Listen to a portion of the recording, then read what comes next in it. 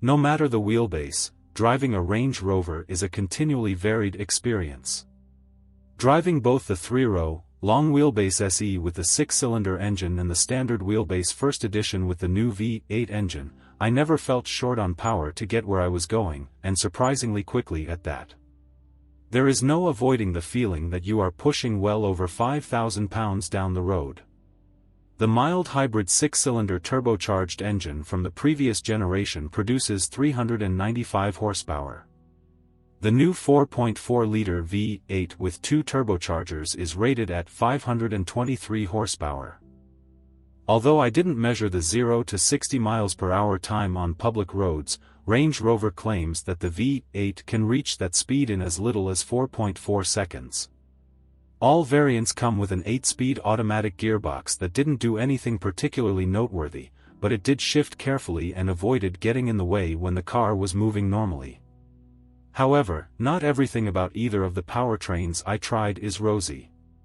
Under heavy acceleration, each has a pause of around a full second, necessitating some time in passing maneuvers. Keeping the RPM higher in the twin-turbo helps to offset this by keeping the smaller turbo spinning and reducing downshifting.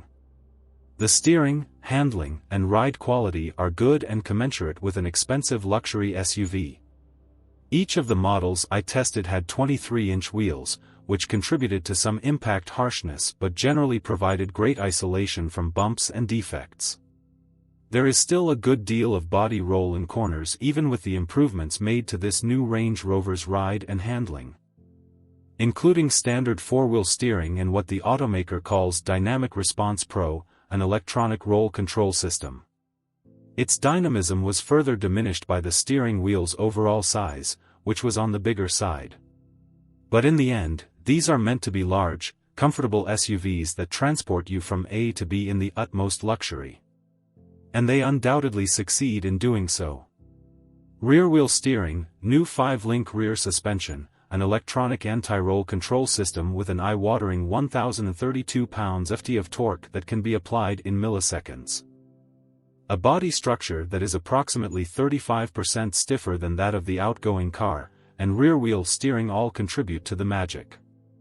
The latter is a component of a packaging piece of art that incorporates both today's, a differential, and tomorrow's, the rear e-motor of the twin-motor battery electric version of the Range Rover 2024, engine components while also providing the outrageous wheel articulation the Range Rover needs for off-road use.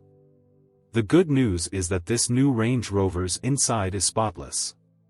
From the front seats to the third row, almost every surface is covered in high-quality materials. Adults can sit comfortably and on the second row and front seats. Although the materials are finer, the third row of seats isn't as spacious as those in larger rivals like the Lincoln Navigator and Cadillac Escalade. They conceal a revelation beneath the surface that is smoother and less congested than previously. Although there are a few diesels that have been carried over, this is a brand new platform with all new hardware, software, and powertrains. A fully electric Range won't be available until 2024, but at launch. The mild hybrid improved 6-cylinder petrol and diesel engines, as well as the V8 engine from BMW, should be suitable for most people. The new 13.1-inch infotainment system is quick, smart, and has wireless Apple CarPlay and Android Auto as well as clear, crisp visuals. It also serves as a nice upgrade from the dual-screen design of the previous version, which overloaded the touchscreen with unnecessary fundamental features. In the latest generation, physical controls are increasingly common, but touch-sensitive controls are still there and can be annoying. Especially on the steering wheel. The 2019 Range Rover's fuel economy hasn't been rated by the EPA yet, but if you're concerned about costs and fuel efficiency, a Range Rover might not be for you. If you're concerned about the environment but still want to purchase a Range Rover, a plug-in hybrid powertrain with 48 miles of all-electric range, according to Land Rover, will be available for the 2023 model year, up from the last generation PHEV's EPA-rated 19 miles, and an all-electric model is reportedly in the works for 2024. Thank you for watching. If you enjoy this video, please like and subscribe to our channel.